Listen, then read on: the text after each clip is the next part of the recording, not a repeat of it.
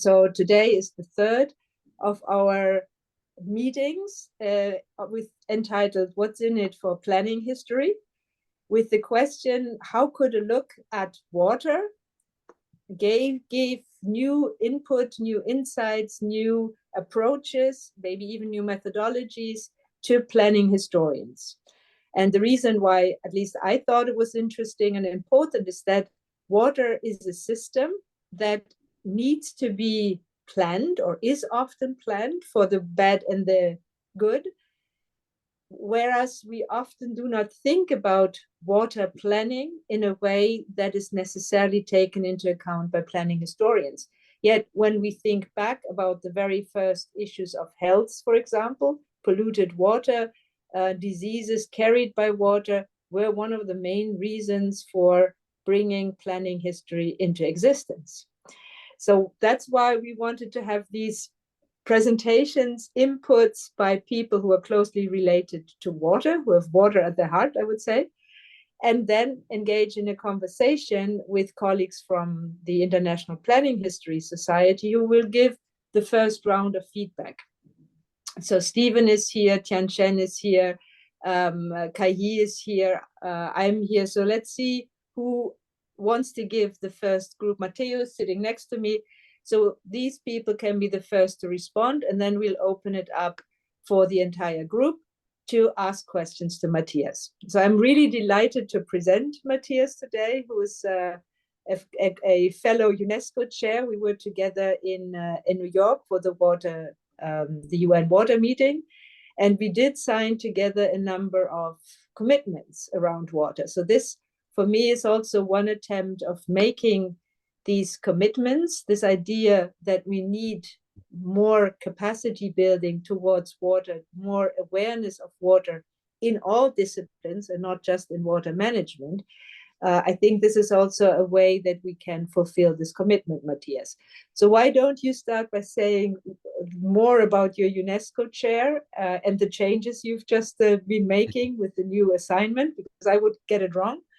And then you have about, I would say, 20 minutes to tell planning historians why they should care about the things you do. Thank you very much, Carola, for this nice invitation and presentation. Can you see my full screen mode now? Yes. Wonderful. So my name is Karl Matthias Wantzen. I'm a person that, according to my Chinese horoscope, I'm lacking water. I'm only fire and earth in terms of the days when I was born and so on. And apparently throughout my career, I'm trying to make up for this deficit in water. So I'm fascinated in water since my earliest childhood. My work as a UNESCO chair on Fleuves Patrimoine, so on rivers and heritage, and also on river culture, is, as all UNESCO chairs, in first place, a trial to communicate between the global north and the global south, and only between academians, but also between students, and to facilitate communication as a kind of platform between different countries of the global south. And my task in this is I'm strongly coined by my 8 years that I was able to spend in the Pantanal of Mato Grosso, which you can see here as a title background. I'm now hired as UCOR Excellence Chair, Water and Sustainability, which is, I am responsible for this UCOR region. This is the Upper Rhine universities in France and Germany and Switzerland, so Basel, Mulhouse, Karlsruhe, Freiburg, Strasbourg, where I'm also seated right now, to bring together sustainability research in the water context. We are currently building up a completely new master course, which is targeted to cover the science policy gap in decision taking. Madame Palwostel put it as this path dependency. If we're just having one perspective coming from the very discipline we've been studying, this shapes our mindscape, and we urgently need to overcome this. We have severe problems coming ahead. So if I had more furry ears, I could do like Master Yoda and say, the water wars begun, they have. And it is absolutely true. If I look here out of the window into the Great Plains near Strasbourg in summertime, when the corn farmers are starting to irrigate their fields to produce corn, not for food for us, but corn to provide cheap pork for the supermarkets, then the streams fall dry. The need for water is so high. We already have physical conflicts here in France because of the so-called bassines, which are new dams, huge water reservoirs by which the farmers wish to maintain enough water for irrigation for the summer. So we do not have to travel far to come into situations that you would expect from developing countries. Actually, all countries are developing, some a little bit faster than the others. So what I want to present you here in the context of planning history and planning historians, I first want to detour you a little bit, asking you to shut your eyes for maybe 5 to 10 seconds, not much more, I only have 20 minutes, and fancy a piece of music like the water music by Handel, or the piece like Bach's variations to a theme, and then think of water. And actually, there are great similarities. Water music is variation to a theme. You see on the left, visual presentation of Bach's Goldberg variations, and on the right, variations 100 years minima and maxima of the Paraguay River. These are only 2 points out of 1 year for 100 years, but it is actually showing we have variations to a theme. We have rising and falling waters, and this happens to all water bodies on this planet unless humans have tried to still the waters and to block this natural rhythm. It goes from daily rhythms in tidal systems to seasonal rainfall probabilities in streams, and then annual, especially larger river floodplains with 1 year, one part of the year with rising and falling waters, and finally multi-annual trends, as you also can see here from this 100-year record, with wetter and drier years. And these do not necessarily correspond to ensocycles. So there is more for us to understand. It's not only climate, it is also a matter of the entire regional behavior, large-scale snowmelt, and so on. And this rhythm of the waters, this is my river culture concept, is shaping alike animals, plants, and humans. So we have this pulsing hydrology of rising and falling waters, which creates habitats.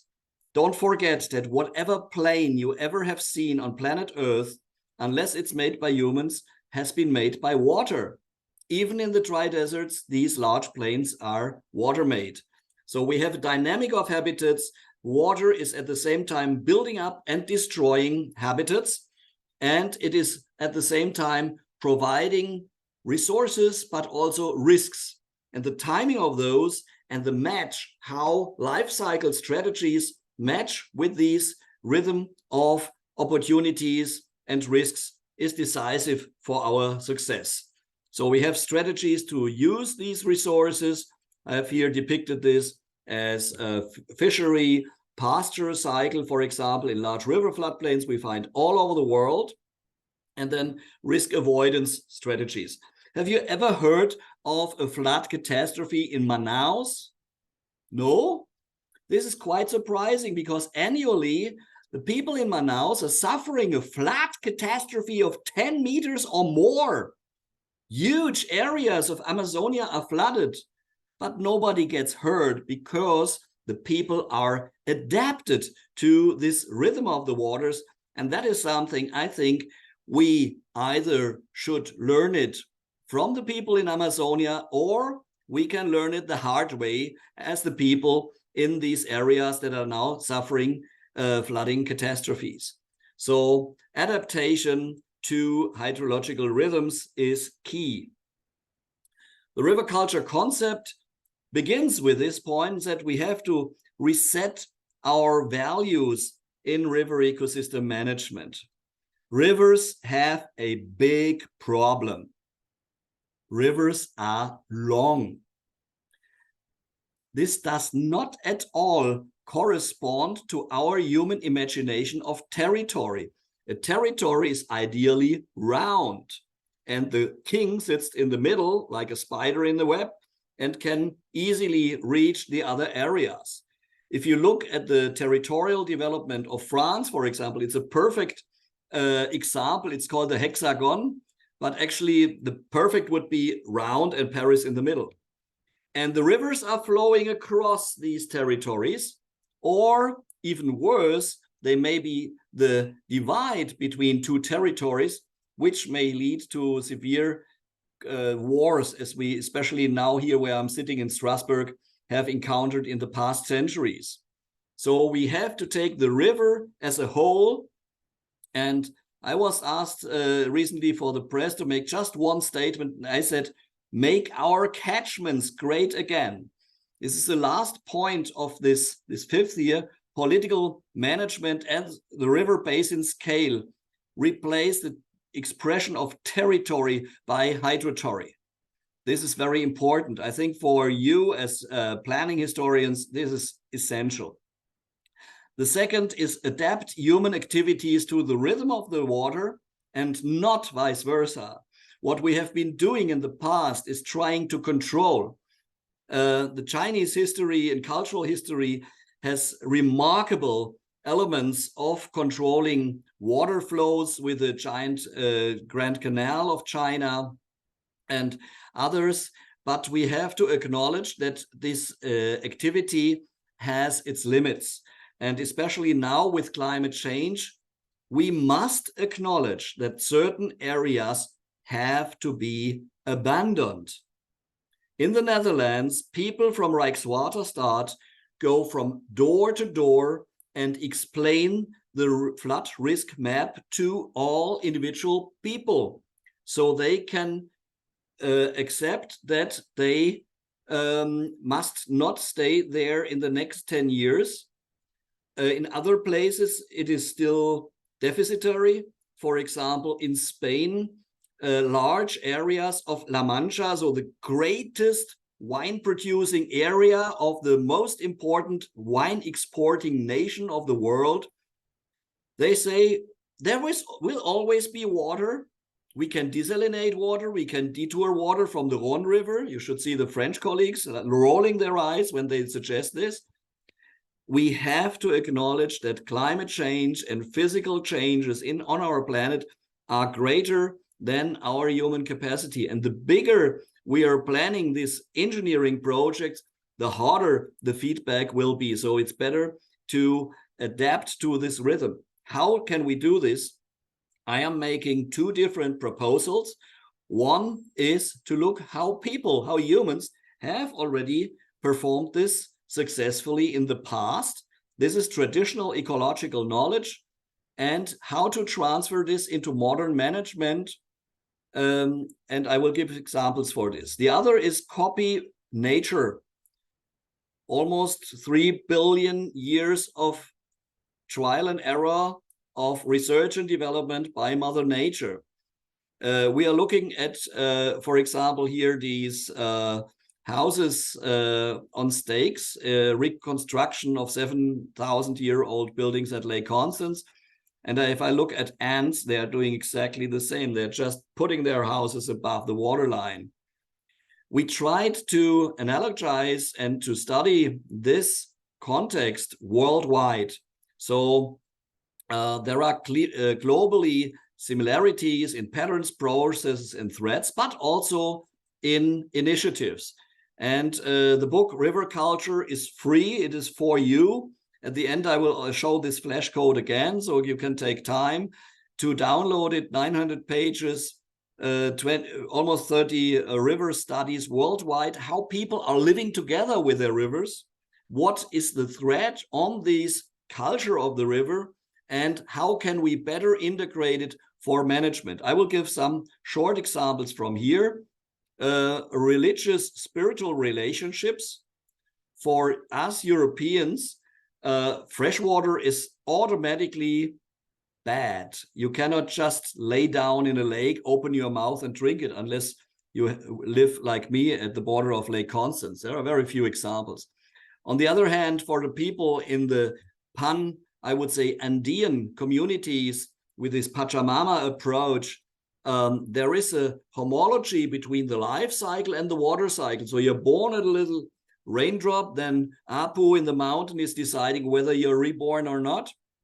And then you have a life even with underneath what we limnologists would call the hyporheic interstitial zone, so the pore space in the sediments, and then you end up as a big river into the sea where your life cycle starts again.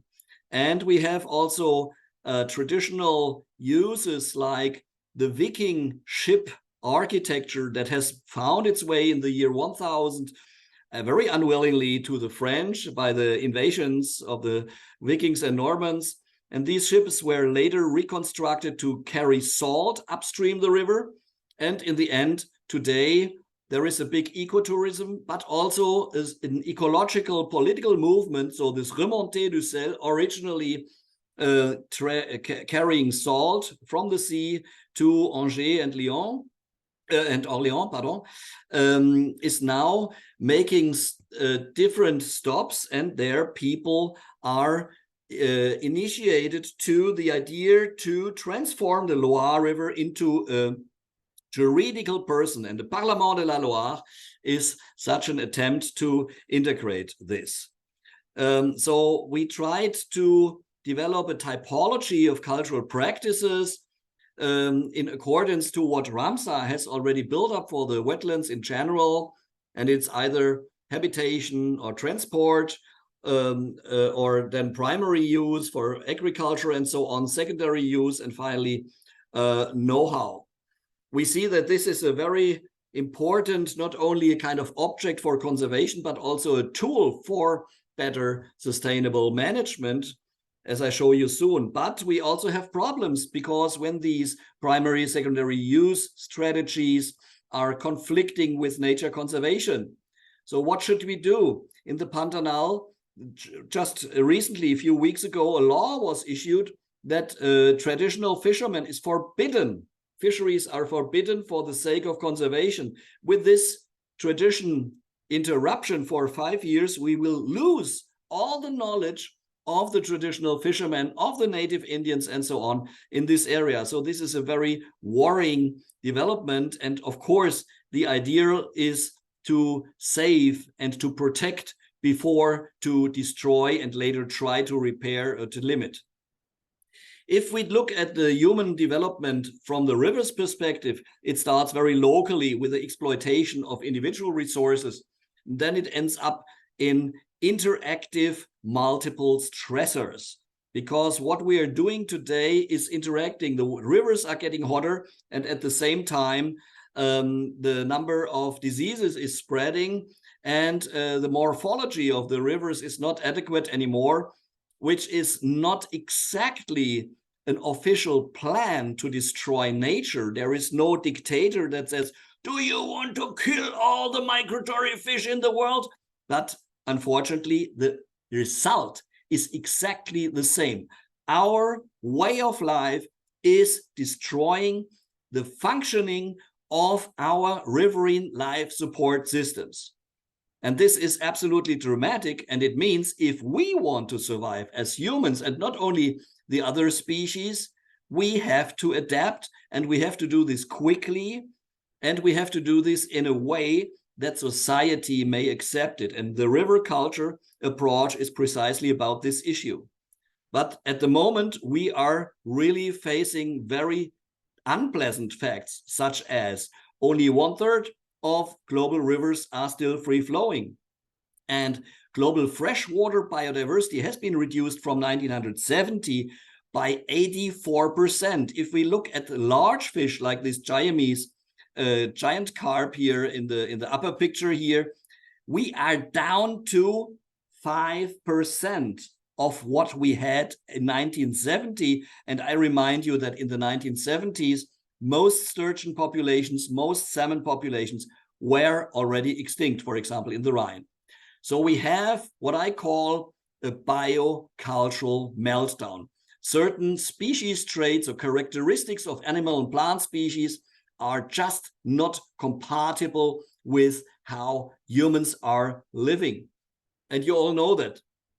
For example, animals that reproduce lately or are attractive for hunting, they get killed. But in the same way, cultural diversity is also threatened by practically the same threats.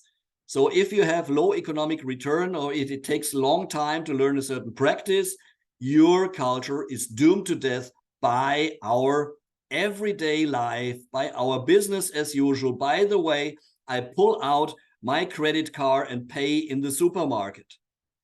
So we have globally similar drivers for this cultural meltdown.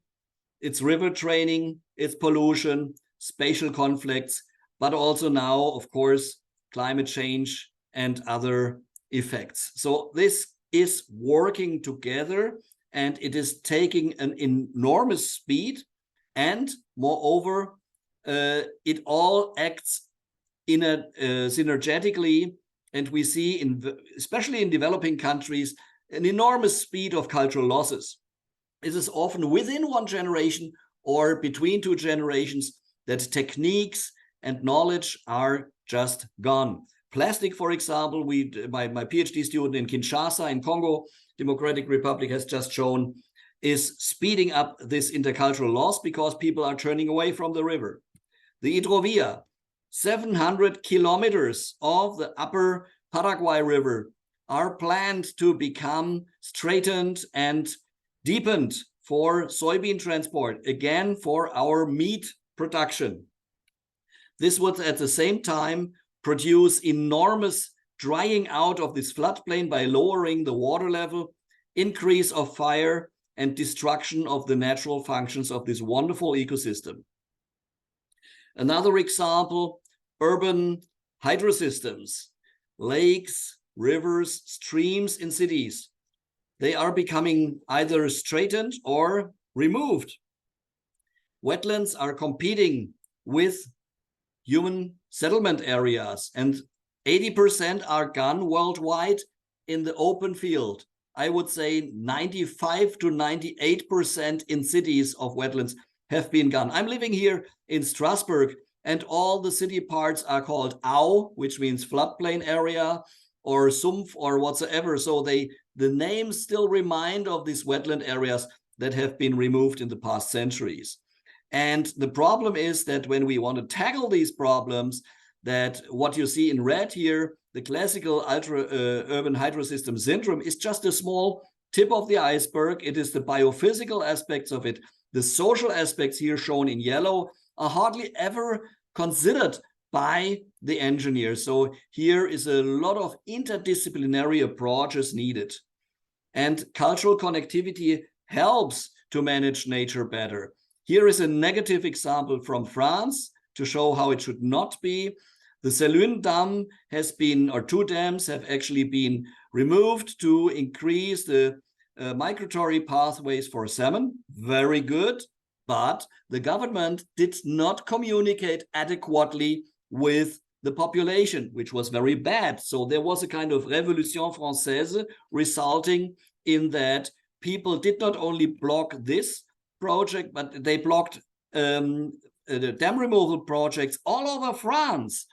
And this is totally on the opposite way of what the new European restoration law, which foresees 25,000 kilometers streams to be restored, is planning to do. So how can we do it better?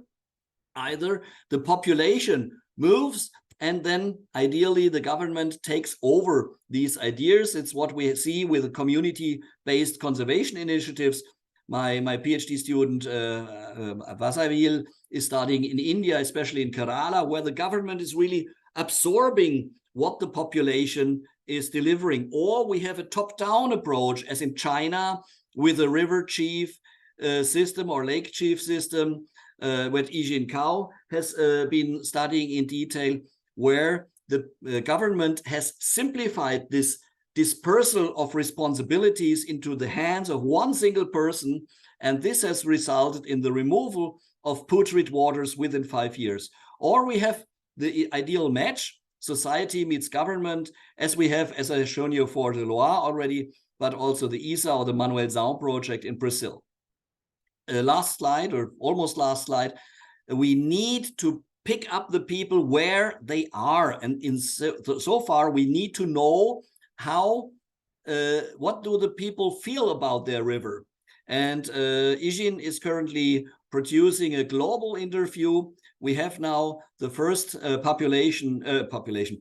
first paper out a few days ago in urban ecosystems, where we see how age, for example, or frequency of visit is shaping this human-river relationship. And my very provocative term is think Haussmann. Dilapidation is possible. Yes, we can take the big hammer and swing down buildings that are obsolete. We have to restore blue and green corridors in our cities for the sake of climate change mitigation, for the sake of reducing mortality, super mortality of elder people, but also for nature and for our own well-being. An example here from Brazil, from Curitiba, where riverbank squatting has been removed. The people were offered interesting alternatives, and then they accepted it. So it was not against their will. They were not pushed out. They were rather pulled by having interesting alternatives. And now I want to thank you for your kind attention. I'm sorry for being slightly over time, and you can here flash your book or ask me questions. Thank you very much. I also put the link of the book in the chat for everyone who is interested. Oh, thank you. So that's great. So you have the link in the chat. So maybe, Matthias, you can stop sharing, then we can see each other more easily. Arrêtez le partage. Voilà. Okay. Perfect. And now you're in full view of everyone. So thanks a lot. And thanks a lot for the challenging question in the end. I had to look up the word dilapidation because it means falling into disrepair, as far as I know. So I'm curious what that means for planners. Should we let it fall into disrepair, or how did you actually mean that? I'm sticking to the original word. So lapidos in Greek means stone, and dilapidation is actually taking out stones. So from the etymology of this word, it comes from the fact that when old castles and so the people use them as quarries. But I use it in a slightly different way. Dilapidation, the secondary meaning of it is really to destroy houses and to swing them down. Okay, so we should break down the human habitat in order to make the natural habitat. We have to, yes, and we should not do this in an uncontrolled way. We need to take harsh decisions in the context of climate change.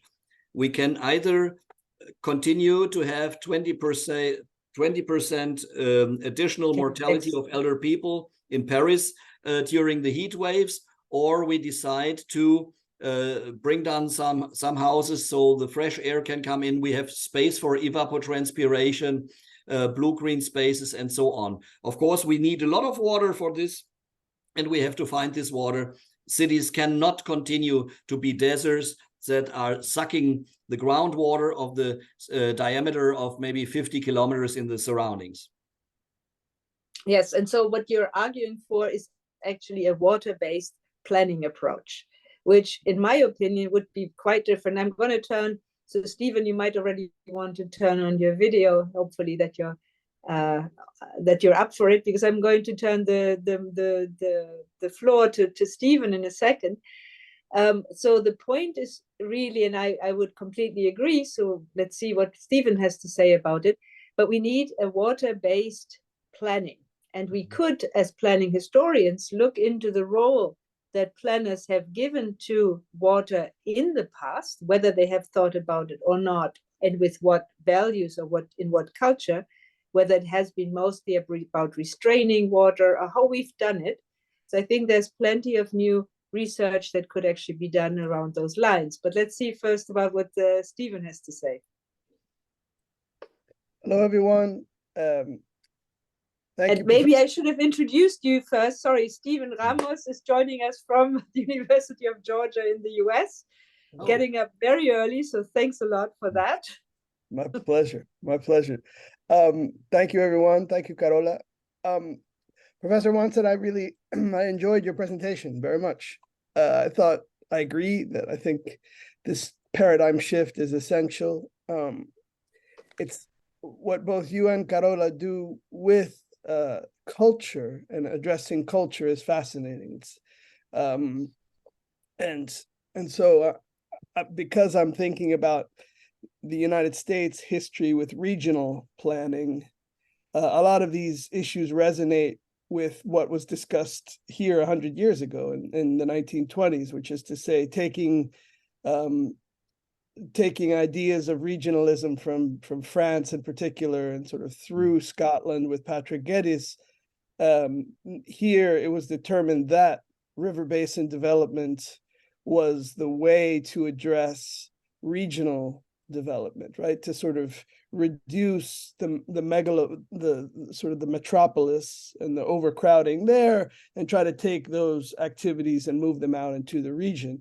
And interestingly, you had people like Karl Sauer at Berkeley who were looking at Mexico and indigenous cultures in Mexico to be informed about this kind of pristine belief, or sort of a romanticization of folk cultures, to best understand these biorhythms and biophysical systems with this, right, this sort of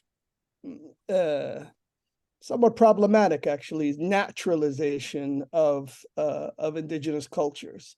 And I'm struck that it seems like repeatedly in these moves towards more responsible or the kind of the urgency of climate change and the various ecological disasters we're facing, that indigenous cultures are again referred to or kind of framed in this naturalized way, as opposed to, say, the competing claims, the political context that you mentioned, right? So when you talk about the Rhine and the competing claims with irrigation for that corn, it seems to me, at least if I'm understanding correctly, that this deference to, say, indigenous cultures as aspirational would somehow avoid competing claims. And I mean, to some degree, that's a kind of instrumentalization of those cultures toward what is actually a political agenda, which that political agenda I very much agree with. But this, if you'll allow, technique of drawing on indigenism toward as some way to kind of naturalize what is essentially a political claim and needs to be. I'm curious to know your thoughts on that, and how in coming up with that framework, clearly you're doing research in various countries, so this is being informed not only in a superficial way, but like I said, because it reminds me of the 1920s and how precisely the sort of the Tennessee Valley Authority and these kinds of macro projects kind of got water management wrong to some degree, and we're kind of trying to address or correct a lot of that scaled management. I'm wondering if you could respond to these. Yes. Thought. As a individual person, I'm a very romantic person, but as a scientist, I'm not romantic at all. And I think we really must distinguish very clearly what has been good in the good old times and what not. And we have to analyze in detail in how far elements of traditional, say, behaviors or practices can really be transferred. And we have to consider scale and density and impact. in this context. So we cannot copy paste a native Indian behavior or practice into our modern cities. This will not work. We have to analyze the strategies, and that is why I do this in parallel. I do this with the traditional ecological knowledge of, say, indigenous tribes at one side, and in behavior of animals excuse me, on the other side. And I try to really extract what can we transfer. So it is, well, I wouldn't say it's an instrumentalization of native cultures. I would say they are rather our consultants. They can help us. We can listen to elder people. There are some approaches that need to be discussed. I think one of our greatest problems is that humans collaborate best when they are in crisis. This is our genetical legacy from the ice ages. We are really good under stress situations. The people in poor conditions, they are the most helpful, the most solidarian, and the better we live, the less we are solidarian, which is a shame, with some few exceptions, but the general case is like that. So we cannot artificially provoke crisis so that the people collaborate better, but probably we don't have to, because climate change will urge us to collaborate. And we should try to avoid repairing or acting under urgencies, and we should rather see in how far we can translate these traditional knowledges or this wisdom into our modern behavior. And as I said, it has to be scaled. We have currently a project at the Colombian-Brazilian border, where Putumayo Isa, where native Indians are really giving advice, and their value system is being implemented into this into this management scheme. So this is possible because we there still have a more or less natural environment. In cities, this is totally different. And here we have to see in how far we can combine these traditional or ancient things with modern technical elements. But it has also another sense, and this is how close are we to nature. That is why Yijin is doing this global review, because we really need to learn to love nature again and to develop real emotions. Our purely factual argumentation is insufficient. Otherwise, people would stop smoking because they read every time that it's bad for their health. This does not work. People have to see their neighbor whom they love, or their sister, dying of lung cancer, and then they will stop smoking because they feel kin with the person that is in trouble. And if we manage by environmental education to feel kin with nature, we have won a lot, because people have to change their behavior, and they only do that if they have the right narrative, if they have a metaphor, if they have a visualization of a goal that they can follow. And we are trying with all different means, all with artists and so on, to show this visualization. I think that this is a, sorry, Stephen, did you want to respond? But I think. No, I was just going to say thank you. I look forward to the rest of the conversation. Yeah, and I think this is a very interesting question, because this notion of narrative, stories, etc., just to build on what Stephen was saying, it's also a question, how will institutions pick this up? So what Stephen was saying in terms of planning on a regional scale, and I think the 1920s references are really important. It would be nice to look at all these projects through the lens of water once more, because I don't think we've really done that. But how can you get institutions to promote or a different culture? Because Matthias, you're always talking about individual people, but what about the province of South Holland, the government of the state of Virginia?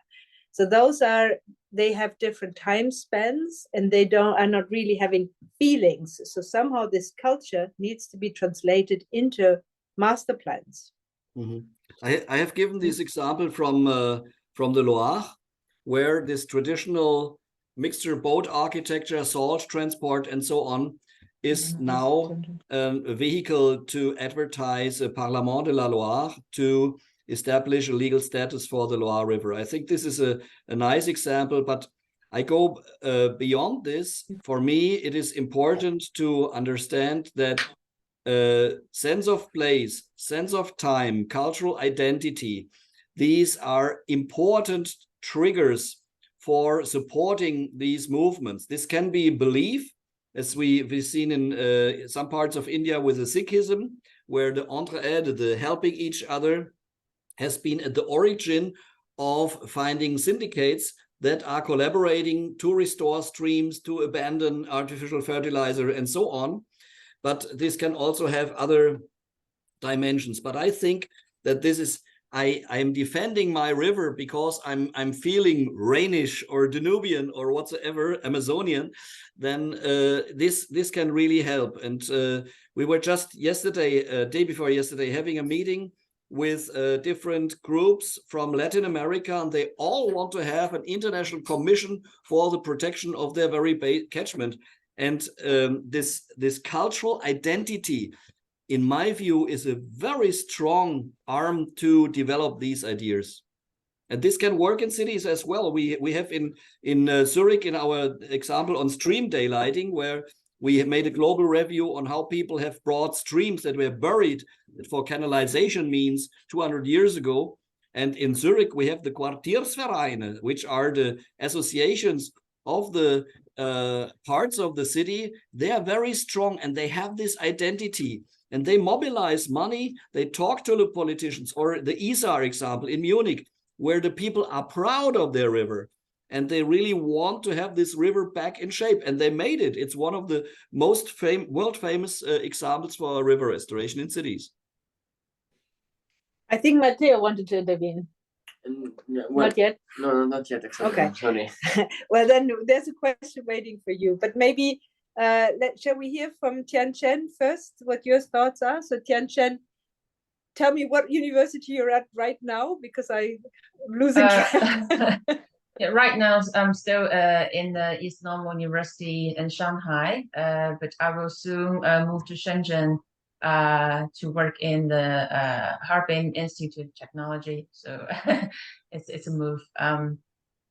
Thank you very much, Matthias, for your presentation. That was really, really inspiring. And thanks for sharing the typology of cultural practices related to water. I know how hard it is to clarify the water-related practices, as I was also trying to do that with Carola in our recently published article. We were trying to clarify, not to classify the different types of water-related heritage. So it's, I think, your typology is really inspiring, and also the drivers for the biocultural meltdown is also very comprehensive, I'll say. So thank you. I'm very interested in the transformation and also the conservation of water heritage in cities. So as I think one of the very significant example in China would be the Grand Canal, as you were also mentioning in your presentation. It is like a very long canal passing from the north to south China, and I think it passes like 25 cities in China in total. So many cities are very developed, actually. For example, Hangzhou or Yangzhou, the hometown of Kai. So I see a kind of transformation of value and also culture related to water in these cities. Many traditional practices related to the Grand Canal are not existing anymore. People don't really use that for a lot of shipping or washing or for food. With this transformation of the value in water culture, do you see? Let me ask, like, how do you see the connection between the old water culture with the future water culture, or the new water culture that we may be able to propose or create for our like modern cities? Yeah. And how do you think these can be used for like creating a new water narrative for the conservation of water-related heritage in the modern cities? Yeah, thank you very much for this question. The Grand Canal was also one of the issues that we treated in this river culture book. So there's an entire chapter on this by some of your Chinese colleagues. It's highly impressive. And we also touched this issue in the context of stream daylighting. There are some few daylighting projects in China, and they are mostly driven by architecture and architectural heritage. So there used to be an open canal, and later it has become a sewer, it was closed, and then it's opened again. Or in India, where holy springs are even covered because there are just too many pilgrims and they would step into the water too often. I think we need a paradigm shift, a very important paradigm shift that's really cutting our historic planning, or the history of planning, into two halves. So far, the human value and the feasibility of a project was at the highest rank. We see this with the Three Gorges Dam, which is one of the most impressive buildings in the world. But at the same time, the ecological damages, like the extinction of several species, has been willingly taken into account. These are just non-human species. We can live without them, a paddlefish that grows 4 meters long. But now, with climate change, we understand that we really need to respect nature for our own sake. And these elder projects like the Grand Canal, despite they were mega projects, they still did not trespass the red line of the carrying capacity of the systems. Of course, they also have caused faunal changes and so on, but their dimensions in relation to the global process and the timing when they were done in relation to intactness or still functioning of global ecosystems was not so harsh, not so impactful. What we are currently planning, these mega projects in India to detour 60 rivers, the gigantic damming activities in practically all Asian rivers coming from the Tibetan plateau, and the projects, for example, in Turkey to build dams that would block Euphrates and Tigris, they are risking not only to cause conflicts between the different parties, like in the Kashmir region, but they, what I even consider worse from a global ecological perspective, they risk that we are really destroying our survival baseline.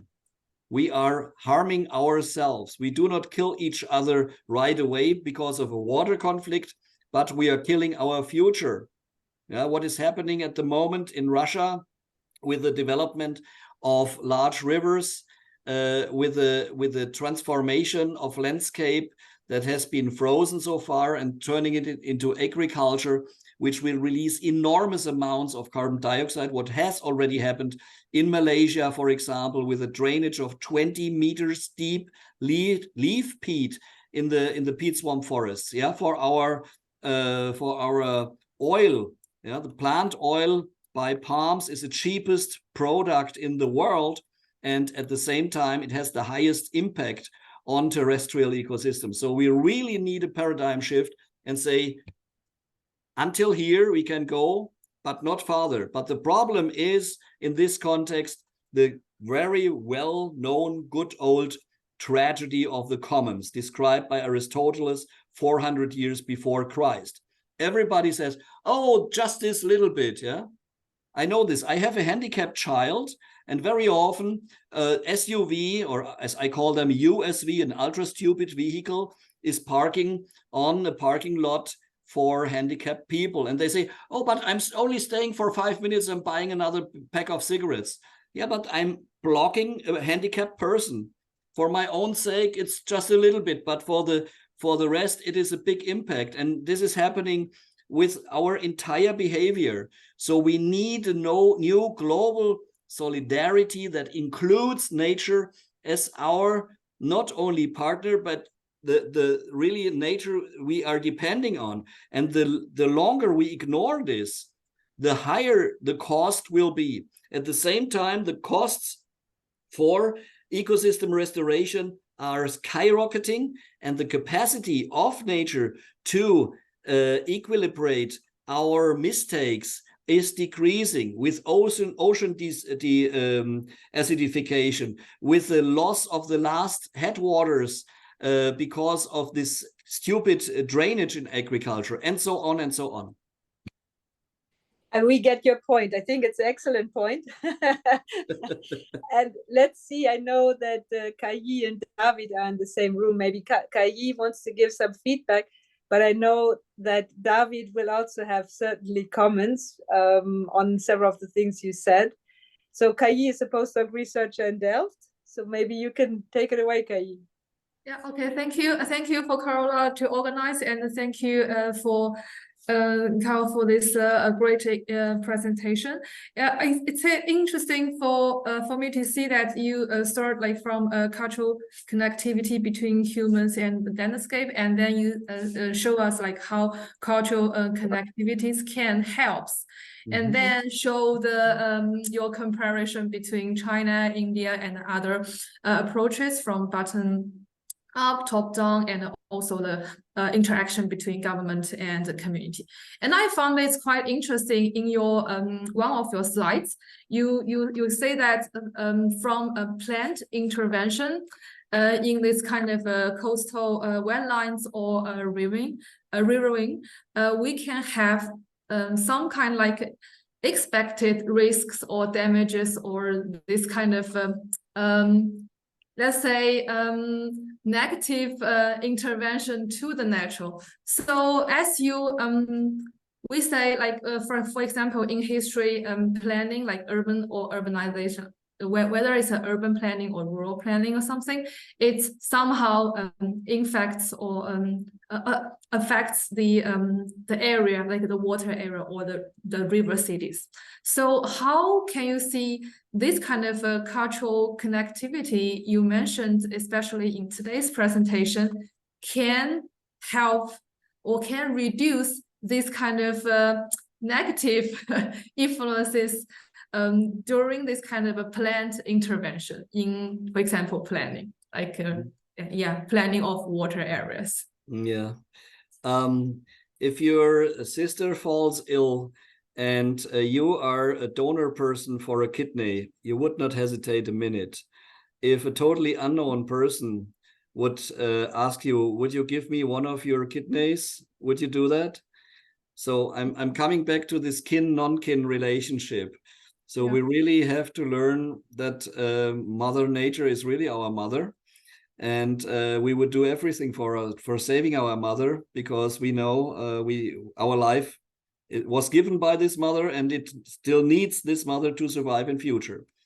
So what we try to do is to create and recreate and reinvent these human-nature relationships. So one is, of course, the easiest thing is always to keep and maintain. So if we have for example, traditional knowledge, to maintain it. But sometimes you have to start digging, and historians are extremely important in this context. So you We need interdisciplinary cooperation, especially between historians, engineers, ecologists, urban planners, and so on. I just come back to this daylighting idea. We have in the city of Tours, you can make a bicycle trip with historians, and you go along an ancient stream. You don't see it anymore, but then you're coming up in a park, and then you have a source, and this is the source actually of a stream that used to cross the entire city. So people are getting more and more aware of this, and I could imagine that in some years people say, yes, but we want to see that stream back. And the relationships can be built up, but we also, I'm very open to totally new forms of this relationship. And I think museums, water museums are extremely in demand here. What we call human river encounter sites is a kind of plan where we want to build parks where people are getting what I call subcutaneous environmental education. So just by, this is beautiful, or this is interesting, or I'm feeling well in this area. Why? And then discover, oh, it has been a restored nature that brings me these positive feelings. So I'm talking about smellscape. I'm talking about soundscape. I'm talking about a calm, cool microclimate where people can just hang around and then see, oh, I don't have to go to the shrink for $100 an hour. I just can do what in Hamburg people say, Schnauze halten, Poller hocken, Schiffe gucken. So shut up, sit on the bay and watch the ships or watch the river, and your negative energies are floating away with the water. I've experienced this by myself, and it works in like a miracle. It is really good. So this precisely this natural rhythms, yeah, repetitions, but varied repetitions of the same pattern. They are creating our producing our creativity, and they are at the same time also detouring this, what the Hopi native in America called Koyanis Katsi, which means out of rhythm. We can learn how to get back into this rhythm, and then immediately we feel better there. And then we say, okay, if it makes me so much better, feel so much better, I also want to defend it, and I want to spread the news. I'm exchanging with other cities. So possibly in Strasbourg, we are soon about to build one of these human nature encounter sites in a brownfield in the city. That's really nice. And having two Hamburg people here on the call, it's always good to hear what's on city. Although, I mean, I would still challenge that one a little bit and maybe ask one question, but then also play it to the others. Hamburg, walking along the river was always a favorite pastime for Sundays, starting with my parents, whatever. But it has become now so polluted from the smoke of the ships that it is really no longer a pleasure. Mm-hmm. And if you look at the green city, green capital, so they won actually a prize for the Hafen city. If they're the old cruise ships that were not yet on electricity, they would pollute more than, I don't know how many thousands, 100,000 of cars. So the point about getting individuals to buy in is really great. Again, my point is about institutions, corporations. Mm-hmm. I don't think that is so easy to make that change. And one challenge then might be, I forget who said this recently. We were at a Wannsee conference, and I should look up the person who said this, but she was also challenging. She was saying the way that the giving personal character to a river can also be yet another way of colonizing and maintaining the system rather than giving nature really a voice. So we've been speaking with the people of Zoab here, for example, to make sure that nature can be nature and is not just a pleasure for the humans. So that, I think, is a tricky thing to further think about. Yes, definitely. We and especially looking at nature encounter sites or borders with nature in Chinese cities in the waters. I'm thinking of Wuhan, where all the river banks or the lake banks with very few exceptions, they are very steep, and either you are in a park or you fall into the water and drown. We are looking to harmonize this, but we have to be aware as well. If we want to bring back nature into the city, we have to do this in a very careful way. And I have coined this expression of degré de sauvagitude, so the degree of wilderness. How far can we go? Especially with, for example, the sponge city concept, which is absolutely fantastic to re-irrigate the city and to make the city a sponge for storing rainwater. We are creating a big danger in Europe at the moment without having the faintest idea about it. If you come back from Brazil and then you see what is happening here, we are producing small water bodies, tiniest water bodies everywhere. And Aedes albopictus, the mosquito that is transferring dengue, chikungunya, whatsoever virus, Zika virus from Brazil, they are happy. Yeah. So we really have to take care that we try to bring in as much ecosystem services, thereby avoiding the ecosystem disservices. I hate this word because for me there is neither service nor disservice. Nature is nature, nature is wild. And the degré de sauvagitude, how wild can we be? That is why we ask in this question, how would you like your river? The waiter is asking you, how would you like your steak or your egg or whatever? We are asking, how would you like your ecosystem? And then we have to decide it. I think we need corridors that reconnect, or I rather call it defragment landscape. We need blue and green corridors. We have to think Hausmann in the entire world to re-establish gene flow, to re-establish flow of biologically transported matter. And in cities, we have to see how we can connect these landscape blue-green corridors with urban blue-green corridors, but keeping the risks for the human beings, of course, low, because otherwise this will turn back. Look at the story of the wolf. We have more wolf experts paid by the governments for a lot of money than wolves.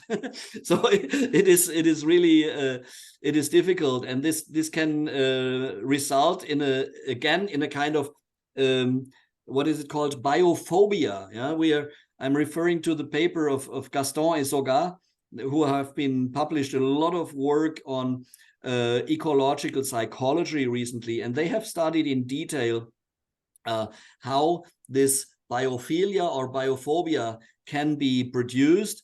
And we have to recognize this in urban planning. This is absolutely important. Otherwise, we will have severe drawbacks. And they say, oh, we were so happy to have this. And then, boom, we all got dengue fever. No good. Very good. I know Karl-Jan already put a question into the chat. Yeah. Matteo has a question. David, you may have a question, and whoever else, so raise your hand. I don't know, Karl-Jan, you want to start if you're here? Otherwise, I'll give Matteo. Yes, I am, but there's like construction happening at home, so sometimes it will interfere with the audio. Okay, so Matthias, nice to see you again. I wanted to ask that in your diagram, you said traditional uses should be transformed to modern management. But there are talks about, turning to the past, looking back at traditional practices that are even perhaps more sustainable than what we are adopting today. So I just wanted you to clarify your stance on that, or maybe your point about that. Yeah, with a pleasure. I think we really have to study these different practices and make a kind of proof of concept or the proof of applicability, if they can be used and how they can be used. For example, water risk awareness. People in the past, they were aware of the risks and they did avoid it, or they took it as it was. And in Saint-Pierre-des-Corps, in a small suburb of Tours, we have now a wonderful woman, a mayor, that is urging that this water risk awareness is transformed into architecture. So in all the houses, they carry a line, a blue line outside the house, showing how high the water went in the last extreme flood period. So the people see every day, oh, this could happen again. And they have a new architecture like the steakhouses, but they are not using this Amazonian steakhouse or the 7,000-year-old Neolithic steakhouses. They are just deciding in the lower compartment, in the lowermost, in the rez-de-chaussée, in the ground floor, no housing areas, no electric demanding washing machines or so. That and we use this as a storage for cars, for bicycles, for goods, whatsoever. And when the water comes, we can live with it. The best thing I've ever seen was near Zaragoza in Spain, where they have a wonderful river park and they have a bar. This bar has been an old stable house, and it has two big doors, upstream and downstream. And when the Ebro goes beyond its banks, they open them. They invite the water not to come in, but to flow through. And so the resistance against the water is relatively low. Even the entire bar, so where you get your beer tapped, can be heightened to 2 meters, and the water flows below it. When the flood has gone, the people clean out, lower the bar, and continue partying as usual. And this is an adaptive behavior with the river water, and this is a more or less humorous way of dealing with it, but not complaining about it. And I think we have to mix this. Yeah, we have traditional knowledge that is good. We have traditional knowledge that is not sustainable at all, like poisoning fish for catching fish. Shouldn't do that in the large scale. And so we really have to check them one by one. And it is not only about the physical or engineering point of view. It is also about the social system. Are the people already mature enough so they would be able to step back and accept a certain modification of their daily lifestyle?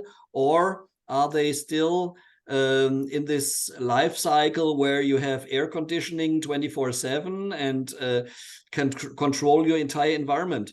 So these people, we need to take care of them, to massage a little bit their brains until they can come back to a more natural lifestyle. And this recent paper from Ijin that I just cited shows this very neatly. So we have two groups of people that had a more open-minded attitude to nature, that wanted to have more wilderness. These were either old people that were used to that from their childhood. So this was not an intergeneral disruption, or at least the elder part was still existing. And the second group were people that had a more frequent visit. So the more the people go to nature, the more they accept changes in favor of nature, because they are getting kin. You can be kin either having a genetic relationship, but you also can get kin if you are spending more time together. And if you want to get kin with nature, you have to be there more often. So we work on the entire chain from earliest childhood, from kindergarten, where children are exposed more or less to nature, to the motivation, to the starting point.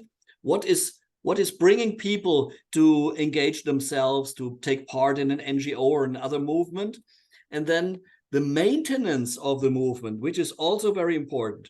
We found out that especially in environmental business, there are many silverbacks, alpha male. Yeah, they are very good to mobilize a lot of people. They have a lot of followers, and then they are getting gray-haired and getting old and stop being so fascinating.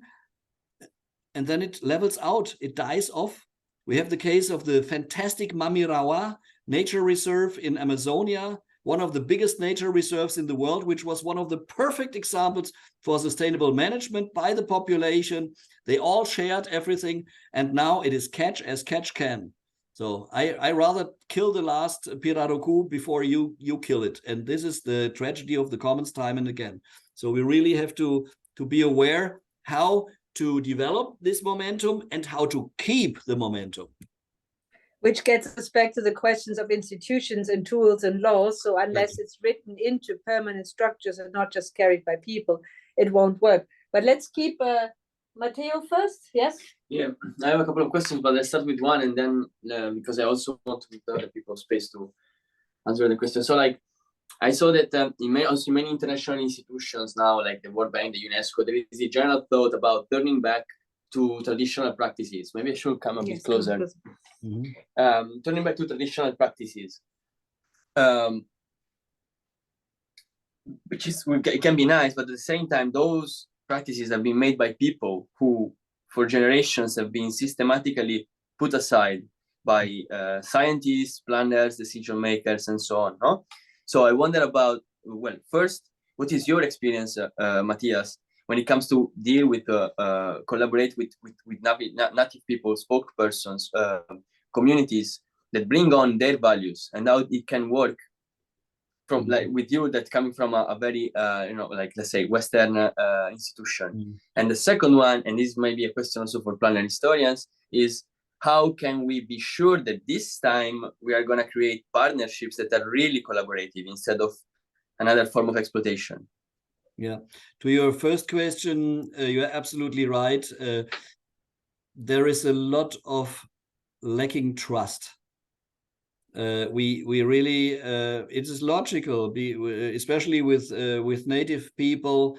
They have been mistreated, they have been ignored, they have been, people were lying at them, and they were abused. So they have a good reason for a disgust against these people. Now somebody else is coming, and there have already been enough people from the big companies coming along using the same words, but then the people find out very quickly that it's greenwashing or there's temptation to get exploitation rights, as we see this, especially under the Bolsonaro regime in Brazil, where many areas have been sold by the native tribes, and it is a big tragedy. So this is difficult. And the second problem, still for your first question, is that these people very often have their little world. They are living in their sociotope, and they are not at all aware that we would like to hire them as consultants. They want to live in peace and nothing else. So we had in 2006 a workshop on sustainable management of the Pantanal wetland. And I was very happy that an economist joined us from Federal University of Mato Grosso.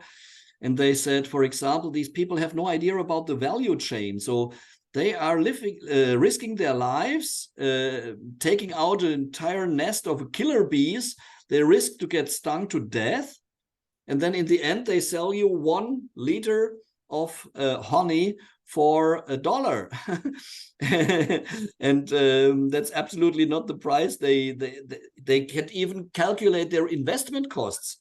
So this is something that these people need to learn, and we need the improved communication skills, which is why we have this in our new master course, communication skills as a specific target. What was the second part was then how to integrate this for real in the governance. How can we make sure that these new partnerships are not going to be exploitative again? Yes, and there is no guarantee. We have no idea. We only, I would say, it's really a matter of trust, and we have to build up these partnerships, and we also must not promise things that won't happen. We have recently analyzed how managers of riverine heritage sites in the Loire, in the Dordogne, so no native tribes there anymore, how did they succeed in establishing their relationships with the different stakeholders, and how did they maintain it? And they said, well, the solution is either coffee, beer, or wine. It's a reiterative project, and you really need a lot of stamina to maintain the context, and you have to refresh it. It's like friendship, yeah. You really have to build up trust and to maintain these positive relationships, and you have to be very honest with these people. So if you ever have false promises, the trust is gone, and it is very difficult to reestablish it. That I think Stephen would like to respond to that. Thank you. I'm interested in the Osman reference, because you've brought it up several times, and it's an interesting one. You said it's provocative. It is provocative.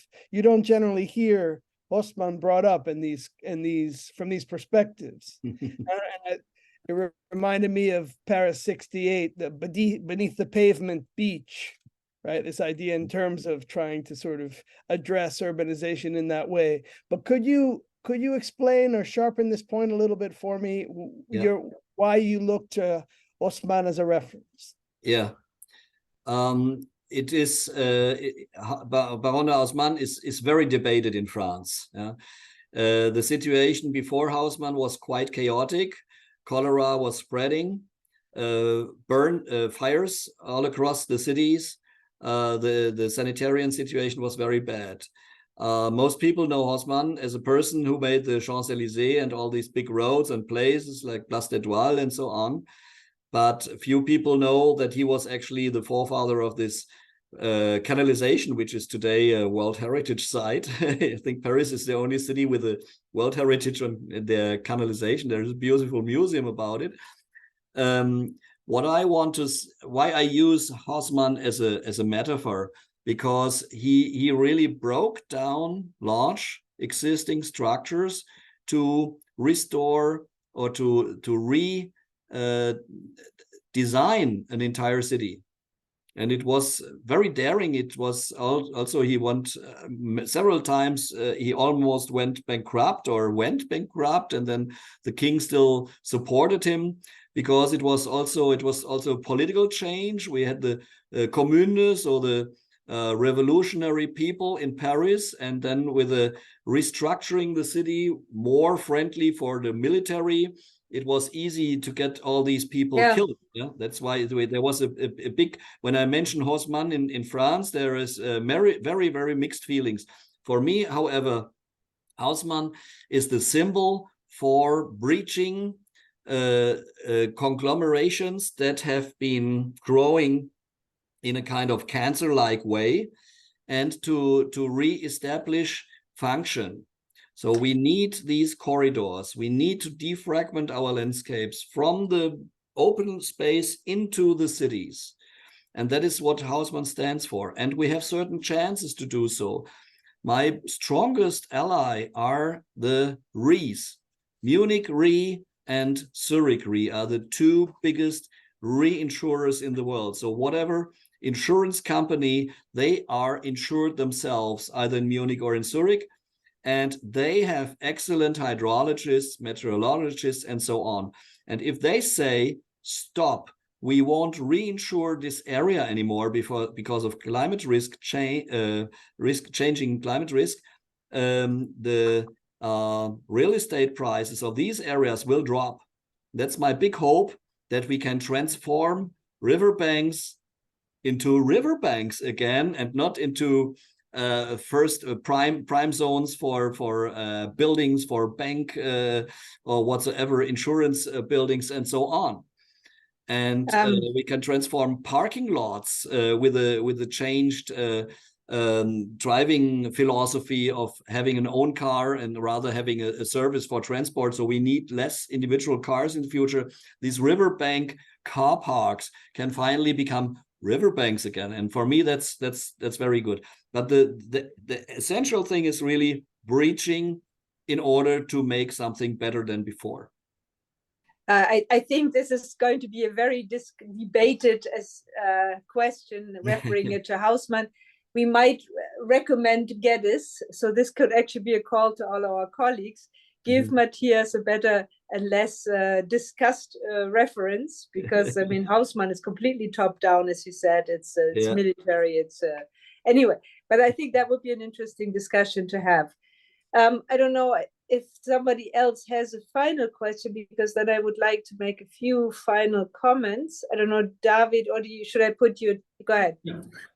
So kind of on that notion that Hausmann as a top-down system, how do you see the role of like bottom-up organizations in reshaping our water system, for example? For me, essentially, it would be very interesting to see how bottom-up systems could work within an urban water system in like making water more visible and thereby teaching this kindness you were talking about. Yeah, I think we need both. The ideas are generally coming from the normal pedestrians, the normal public, and the common people, and then they come up, hopefully, and are embraced by or absorbed by the governance. I take the example of the Manuelzão project in Brazil, in Belo Horizonte, in the state of Minas Gerais, where mothers were protesting against infant mortality, waterborne diseases. The water, it's as simple as possible. Water polluted, waterborne diseases are spreading, more children are dying. The mothers were not heard, but the medical doctors were heard. So they started an initiative. They went to the mayor and said, we have to clean up that river. And the mayor said, yes, but how? And then step by step, and this was growing like a tree. It embraced more and more different disciplines. We had lawyers that said, yes, and what is environmental justice? We had artists that were integrating this. We had, of course, a lot of biologists that wanted to study, that found out that the crazy German researcher had analyzed the fish fauna in the earliest 20th century. So we had a step zero situation, which hardly ever exists, as a kind of before. And then they compared and said, we have about 5% of our fish left.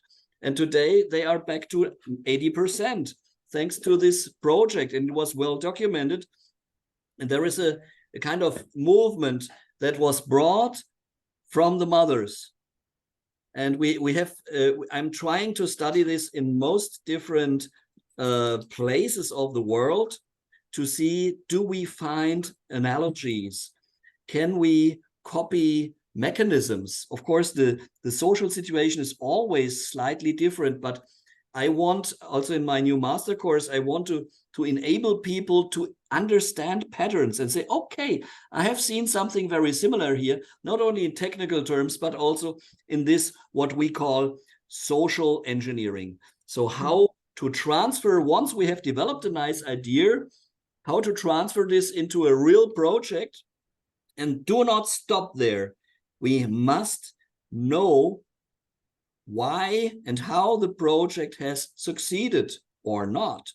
We also need to analyze negative outcomes of the projects to say it,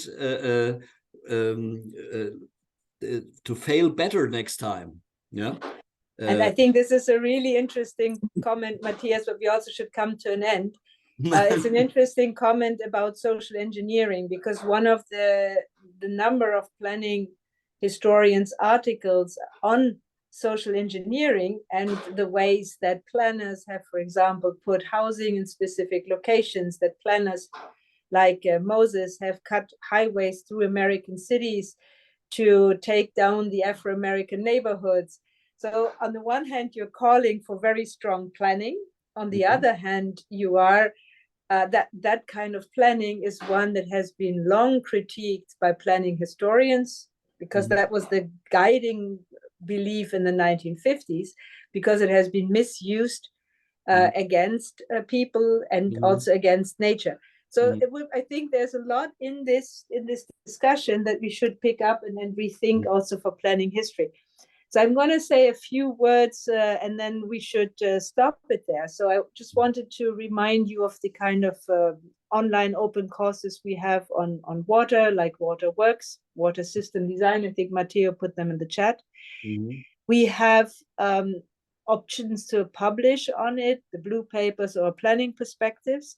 And we also have the Hong Kong conference coming up. So my hope will be that people listening in, for example, we consider putting in a paper or putting a seminar or even an entire section for the IPHS meeting in Hong Kong in June, July, because this would allow us, this water approach would allow us to discuss both participatory approaches that were also highly discussed in planning history from the 1960s, 70s, and to look at the same time at how much planning do we actually need. Mm-hmm. And I do think in some ways you're also pleading for planning to come back. And it's an opportunity to do that in a context of, in Hong Kong, in a context where we have also highly planned environments, or in China where lots of cities and landscapes are being newly planned. Mm-hmm. So did I forget something that we still were going to say? I don't think so. Course, if you like. Yes, but so if you put those in the chat, that is great. Yeah, so I would like to make two short comments on that. So this big planning, yes, but under a new bigger narrative, that of a mother nature that is supporting us, yes, and that is including biocultural diversity, so not only biological but also cultural diversity. And the other is that we are talking about an reiterative process. So it's an exchange, society and governance to get better. And we will not come up with a silver bullet solution. We always have to construct it jointly. Yes, that's a very good point. So we need a different type of planning, but we do need larger scale, maybe you want to open the door, larger scale overarching planning, because otherwise I don't think we can solve it only from a local level. There's one final note. I don't know, Stephen, if you're still here. We are now, so first of all, thanks so much, Matthias. This is excellent. We have a fourth seminar on what's in it for planning history in the agenda. I don't think we have a date yet, but Stephen can say a bit more. Thank you, Carola. Todd Bridges, who is here now at the Institute for Resilient Infrastructure at the University of Georgia. Hopefully we're looking at Monday, November 13th, but we'll put that information around. Todd was the leader in what was called the Engineering with Nature initiative within the U.S. Army Corps of Engineers. So the influence of that was very powerful. So we invite everyone to please join, similar to today, in it's engaging with other disciplines to say what's in it for planning history. What are the lessons to learn? What are the ways we can rethink histories, ecological histories, social practices? And so I think it'll be a nice continuation of the discussion and what's been brought up in this brought up today. So please join us. Yes, and then just one more pitch, building on Stephen's comment. Todd was also part of the conference we did in Rotterdam on the SS Rotterdam for dredging. And I think dredging would be a perfect example, Matthias, on how to, well, bridge or not between citizens, big organizations, corporates, how to engage with nature or not. So that was what we did, and we just published with Stephen and Paul van der Laar and Sabine Lüning and Han Meyer a special issue in urban planning on that issue. So there's a lot more to be said, and a special issue in wires is also coming up. Stephen would know more about that one. So there's we'll send those information out. Stay tuned. Take a look at if you're not on it yet, the IPHS newsletter comes out once in a couple of weeks. So sign up for the newsletter, and it would be great if you can think ahead for the conference in Hong Kong and maybe propose a paper. And we look forward then to seeing you for our fourth event of What's in It for Planning History. Thanks a lot. Thanks, Matthias. Thank you. Thank you. Bye-bye. And thanks everybody for joining.